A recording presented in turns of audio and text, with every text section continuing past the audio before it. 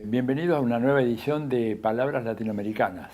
En este caso tenemos la enorme satisfacción de contar en nuestra casa, acá en el Centro Cultural de la Cooperación, con la visita de Cecilia Todd. Cecilia, muchas gracias por venir. Cecilia es cantora venezolana, compositora, una figura del paisaje cultural latinoamericano muy importante. Bueno, gracias por estar con nosotros.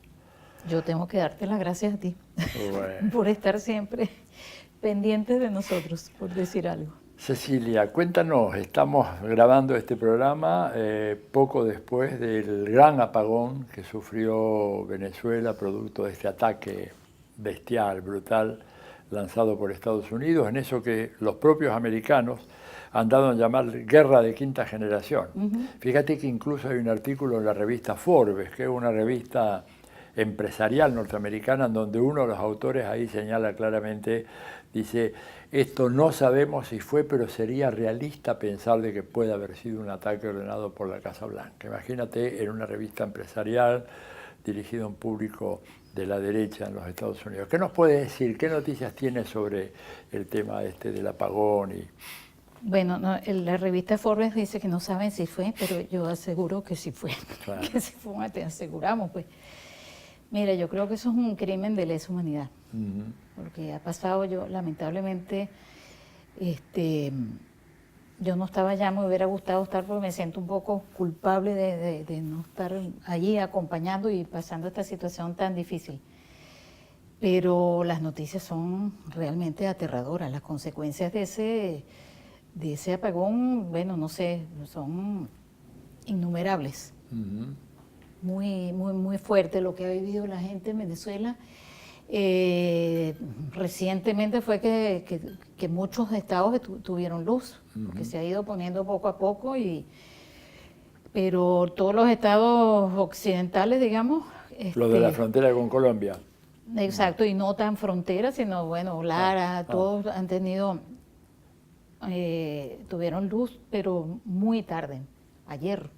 No sé cuántos días había pasado. Casi 4 días después. Casi 4 días después, sin electricidad y sin agua, por supuesto. Al no tener electricidad no funcionan las bombas. Bueno, ha sido una tragedia, una cosa impresionante, impresionante. Cruel a unos niveles inimaginables. Sin teléfono, sin internet. No, nada, absolutamente nada. Aislado totalmente. Los hospitales... también padeciendo lo mismo, ¿verdad? Sí, claro. Bueno, porque hay planta, pero eso tiene también una duración. Nadie se puede imaginar que va a pasar 4 días sin electricidad, sin alimentación. No, claro. Impresionante. Muy fuerte, muy fuerte. No esperaban una cosa así, ¿verdad ustedes? No, un nivel de perversidad tal. Yo sospechaba, bueno, sospechamos varios. Bueno, esto viene porque han intentado varios, han tenido varios planes y todos han sido un fracaso, y siempre habíamos esperado que venían por más, pues. Pero esta cosa tan límite, pero es una cosa, no. Además uno no se imagina todo lo que puede pasar cuando uno no tiene luz ni agua. Imagínate no sé, gente, bueno, diálisis no se pudieron hacer, no se pudieron dializar la gente que lo necesita, bueno, miles de cosas, qué sé yo, terapia, quimioterapia, radioterapia, todo eso, o sea. Todo lo que sea atención médica, ¿ya? Un desastre alimenticio, los niños recién nacidos, ¿cómo haces? Una cosa patética. Sí, es de una crueldad pocas veces vista, ¿no? Sí, sí, sí. Ahora, lo interesante es que pese a todo esto, la respuesta de la gente ahí por lo menos en Caracas, que es donde yo tengo más información, pero me parece que en otras ciudades también, primó la solidaridad por encima de cualquier otra cosa. Totalmente. Yo creo que fue a nivel nacional. ¿Ah, sí? Sí, la gente se portó, bueno, nosotros somos una gente muy solidaria, la verdad. Y las manifestaciones, tengo entendido, fueron muy alentadoras, la gente pendiente. Yo tengo chat con amigos y muchos, y todo el mundo pendiente del otro, y estás bien y te falta no sé qué. Las niñas estaban qué sé yo, necesitaban antibióticos y consiguieron antibióticos, no tenemos gasolina, o sea que no podemos viajar, nosotros lo buscamos, todo así, todo el mundo a disposición en todas partes. Yo creo que se esperaba que hubiera reacciones violentas. Solamente ayer tuve noticia de saqueos en Zulia, en el estado Zulia, que fueron controlados, pero la idea era esa también, provocar ese tipo de reacciones para intervenir de otra manera, pero no pasó, no pasó. La gente reaccionó muy bien, eso que te digo, la solidaridad, yo tengo agua, yo tengo comida, no, yo tengo medicamentos, así, todo el mundo. Qué notable, ¿no? Porque la verdad que son condiciones muy extremas y no es fácil suscitar ese tipo de actitud cooperativa, colaborativa, ¿no? Sí. En otros contextos se ha habido que la gente se puso muy mal e inclusive surgieron rápidamente manifestaciones muy violentas o inclusive campañas o la gente salía a la calle a pedir la caída del gobierno, ¿no? Sí, en otros casos, en otros países, mismo es en que Europa. yo creo que apostaban a eso, pero no pasó. Otra vez no les resultó. Cuando dice otra vez, plan. te referís que al paro petrolero del 2002-2003 fue uno de los casos, ¿no? Sí. No, pero todos los planes que han llevado a cabo, este último con la frontera, con la ayuda, supuestamente ayuda humanitaria, tampoco les resultó. No. Ahí esperaban otra cosa y tampoco dio resultado. Claro. Por eso a mí me preocupa. ¿Por qué? A ver. Bueno, porque van a seguir intentándolo. Sí. Y cada vez con métodos más violentos, pienso yo, ¿no? Ya. Sí, lo de la frontera fue un fiasco tremendo. Ellos esperaban tener así la población venezolana saliendo con los brazos abiertos a recibir aquella famosa ayuda humanitaria, que no era tal. Tuviste que después se descubrió que lo que había en esos camiones era cualquier cosa menos comida y medicina, ¿no? Sí, armas, inclusive consiguieron armas. Alambre de púa para degollar a los motociclistas cuando los ponen así de vereda a vereda. Y además, interesante porque cuando salimos a decir eso nosotros, la gente que yo estaba en Venezuela en ese momento y junto con las redes sociales y la televisión comunitaria, la radio comunitaria, decíamos quiénes habían sido los que incendiaron y por qué. Y bueno, por supuesto la prensa hegemónica decía que los incendios habían sido ocasionados por... Pero sí que estaban ahí los videos clarísimos. Estaban claros, pero los ocultaron Clarísimo. los videos. Recién cuando el día de ayer el New York Times lo hace público, ahí entonces todo lo demás reconocen que efectivamente... Pero insólito. Viste que inclusive entrevistaban a uno de los muchachos, varios, porque contrataron a muchos chicos terribles mandándolos adelante, que le decían, no, a nosotros nos contrataron para quemar los tres camiones enormes y solamente quemamos uno y no nos han pagado el resto. Y ahí le dieron un golpe a uno de los, al que los había contratado, de Voluntad Popular. Eso lo vimos, ahí estaban los videos, o sea, no cabe la más mínima duda. Claro, Voluntad Popular, para quien no sabe, es el partido de Leopoldo López y el de Juan Guaidó, ¿no? Exacto. Juan Guaidó. ¿Y qué me dice la figura de Guaidó? ¿Era un personaje tan desconocido como se dice? Totalmente. Total. ¿Tú no lo conocías, por ejemplo? No lo... ¿Nunca había sentido hablar de Juan Guaidó? Nadie. Mira, después me enteré que él estuvo de candidato para la gobernación del estado Vargas. Ajá. Yo no lo oí mencionar, nadie sabía porque cuando salió el personaje todo el mundo, pero ¿quién es? ¿Qué apellido es ese tan raro? Nadie sabía, nadie lo vio, no tenía una figuración como Leopoldo López y otros pues que estaban más... Claro. Nadie lo conocía. Ya. Y ahora ha pasado ya más de un mes desde que se autoproclamó presidente y sigue por ahí sin que prácticamente ninguna decisión que haya tomado ha tenido ningún efecto sobre la administración pública, ni las Fuerzas Armadas, ni nada. No, para nada. O sea, ahora está llamando otra vez a las Fuerzas Armadas, dando órdenes, salgan, pero... Es un espectáculo realmente nunca visto, te digo, francamente acá yo estoy tratando de hacer memoria en qué país se dio una situación como esta. No, es absolutamente original esto. Y realmente habla, por supuesto, de una desesperación de parte de Estados Unidos de apelar a cualquier mecanismo con tal de poder acabar con lo que ellos llaman la dictadura de Maduro, ¿no? Sí. Y no les ha dado resultado. Nada. Ya. Nada. ¿Y cómo has visto la solidaridad de algunos otros países, México, Uruguay, que han tenido una actitud muy favorable al diálogo, al entendimiento? Como debe ser. Como debe ser, ¿verdad? Sí. Ya. No todos han reaccionado de la misma manera, No. obviamente. Pero, oye, es que hablan del diálogo. ¿Cuántas veces no se llamó al diálogo? Y se encontraron por fin, que aceptaron. ¿Te acuerdas? Que bueno, el famoso encuentro en Santo Domingo, República Dominicana. Sí, claro.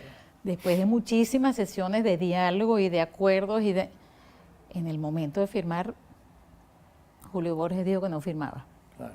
Para la actitud, la reacción de Rodríguez Zapatero fue impresionante porque no lo podía creer. O sea, tenemos cuántas veces nos estamos reuniendo aquí y en el momento de firmar literalmente con la pluma en la mano. Tú sabes que eso es muy interesante porque habla de que realmente no hay ninguna voluntad de diálogo, por eso la prensa miente sobre esto sistemáticamente, porque Rodríguez Zapatero dijo, yo me quedé con la pluma fuente en la mano. Es que fue literal, sí. Hasta 2 minutos antes iban a firmar, pero llegó la llamada de Mike Pence, ¿no es cierto?, dando la orden a los negociadores de la oposición de que tenían que retirarse de inmediato. Lo cual habla, digamos, del cinismo de ese discurso de Estados Unidos que por una parte propone, bueno, una solución, etcétera. Ahora dicen ya una solución no militar, después que estuvieron apoyando una solución militar, pero lo que están haciendo es una agresión militar en vasta escala.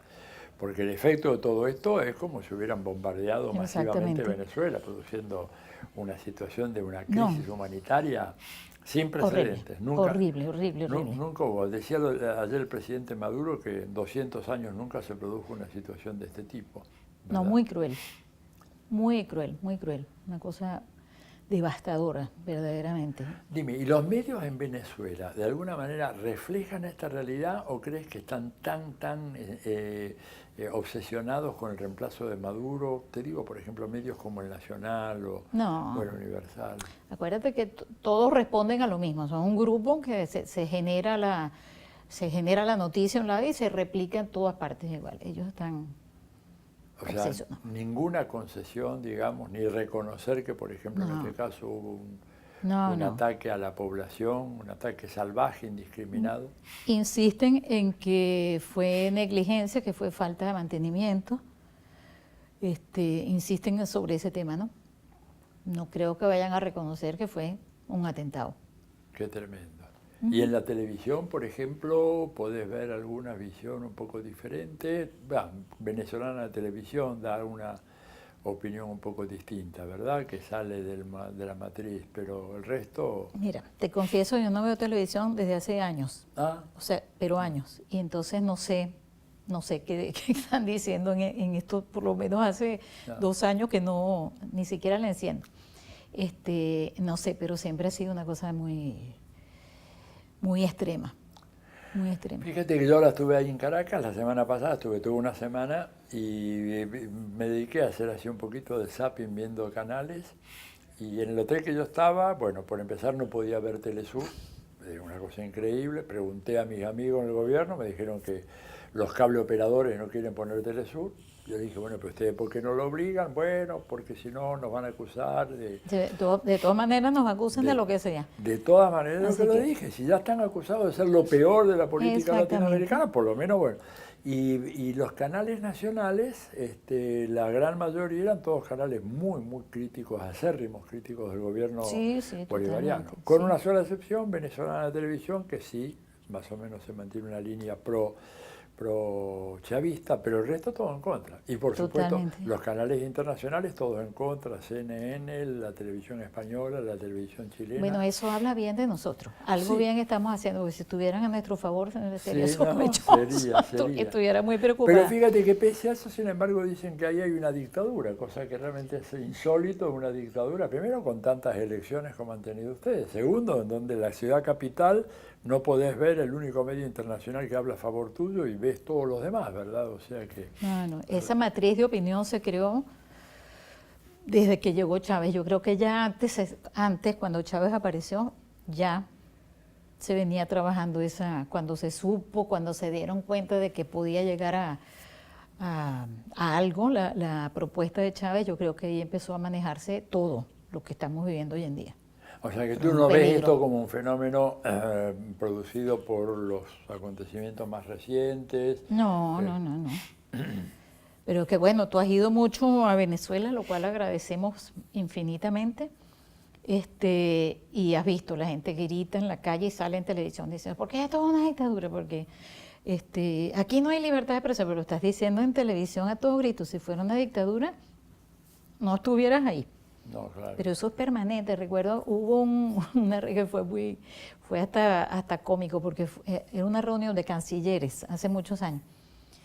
Y entonces era ahí en un hotel donde tú has llegado, que enfrente hay una autopista, y ahí cerraron la autopista e hicieron la concentración de la oposición, ¿no? Entonces con tarima, actores de televisión, una cosa, y entonces todos los cancilleres estaban pendientes, tenían una televisión ahí viendo lo que estaba pasando afuera.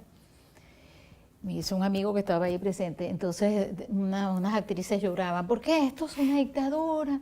¿Por qué aquí no hay libertad de expresión? Y los cancilleres muertos de risa, lo estás diciendo, estás trancando una arteria principal de Caracas.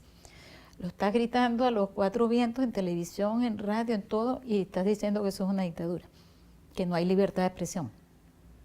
Tremendo, ¿no? Esa es la matriz de opinión que si tú le preguntas a alguien que es una dictadura y realmente no sabe, ustedes han vivido dictaduras que han sido dictaduras.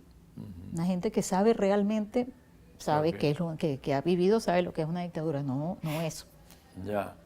Y claro, y esto viene de mucho antes, ciertamente, Sí, ¿no? sí. Bueno, Hace ya muchos años. con el golpe del 2002, ¿no es cierto?, el 11 de abril, un poco salía toda esta idea Sí, totalmente. de la dictadura chavista. Ya. Dime Sí. una cosa, ¿y ves un papel importante que pueda jugar en la resolución de esta crisis países como Rusia, China, Irán, con los cuales Venezuela ha desarrollado un vínculo muy especial? Bueno, yo creo que ellos pueden frenar un poco las intenciones, por ejemplo, de ir un poco más allá. Ya. Eso ha frenado un poco, creo yo, porque Ya. ellos están ahí, Rusia y China están ahí al lado esperando cualquier acontecimiento fuerte, creo. Eso nos ayuda, Ya. eso nos ayuda. Nos tranquiliza, porque sabemos que, bueno, que si pasa algo en Venezuela primero, eso va a desfavorecer a toda Latinoamérica. Totalmente. Y hasta el mundo, te diría, porque si ahí se desata realmente una guerra que no esperemos que no pase, eso va a ir mucho más allá, eso afectaría a todo el mundo. Ya.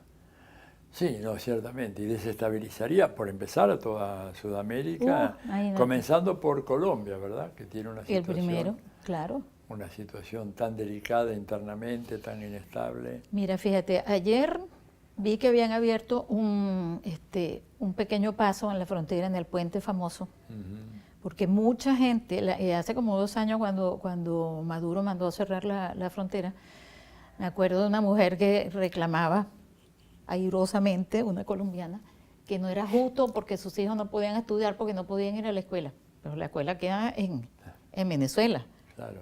Bueno, que sus gobiernos hagan algo porque Cúcuta es una de las zonas más deprimidas de Colombia. Sí. Entonces la gente van a estudiar, van a la escuela en Venezuela, en el estado Táchira, también se atienden. También se atiende allí, ¿verdad? Sí, la atención médica, no sé, el porcentaje en las maternidades de atención a las colombianas es altísimo. De ese lado y en Caracas también. Entonces reclamaban que por qué cerraban la frontera. Bueno, reclámale a tu gobierno, ¿no?, la situación también que está viviendo. Claro, claro. Dime una cosa, ¿tú crees que hay, con este shock que ha sufrido el pueblo venezolano, se puede esperar un reforzamiento de la lealtad hacia el gobierno bolivariano o, por el contrario, un debilitamiento de ese apoyo? ¿Qué te parece? ¿Cómo lo ves? A mí me asombra realmente, me asombra que hayamos resistido tanto y eso me da tranquilidad porque es una muestra de que ha habido una formación de base, que ha habido una formación realmente, porque si no, no hubiéramos aguantado tanto. Esa formación, tú dirías que en buena medida se debe a la gestión de Chávez, al aló presidente. Sí, seguro. Tuvo un impacto. Y a otro nivel también, claro que sí. Claro ¿A otro nivel también? Sí. Bueno, fíjate, casualmente esta mañana me llegó una foto de un familiar mío que está en la distribución de los famosos CLAP, que son las cajas de alimentación, ¿sabes? Y anoche, todavía que no había luz en algunas zonas, la gente estaba a las 3 de la mañana organizándose para repartir los CLAP.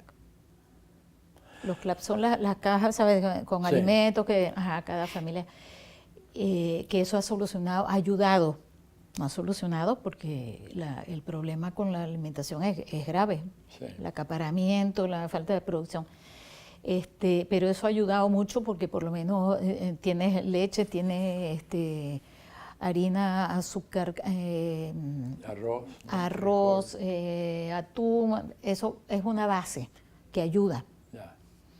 Y son millones de familias las que reciben la caja de Carlos. Millones de familias, creo que son como 4 millones ahora. O sea, estás hablando poco a poco de unos 16 o 20 millones de personas tomando un promedio de 4 o 5. Sí, digamos. Pero eso ha ayudado muchísimo. Pero a pesar de las dificultades del momento crucial que se está viviendo, ha seguido en funcionamiento eso. Sí. Y yo me siento absolutamente orgullosa de mi pueblo, de mi país. Sí, la verdad es que han tenido un comportamiento notable. En otros casos no hubiera habido eso mismo. Dime, ¿y en cuánto crees tú que ha influido, por ejemplo, la política de la misión vivienda o en barrios adentro para generar esta solidaridad y esta identificación con el gobierno bolivariano? Bueno, imagínate, yo no sé cuántos millones van ya de vivienda. Vivienda pasaron ya los 2 millones. Pasaron 2,5 millones. 2,5 millones.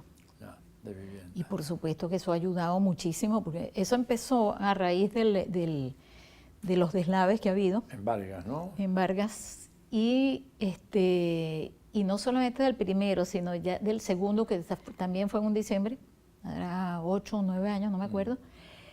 Y a raíz de eso, ves que mucha gente perdió la casa, no es que perdieron la casa totalmente.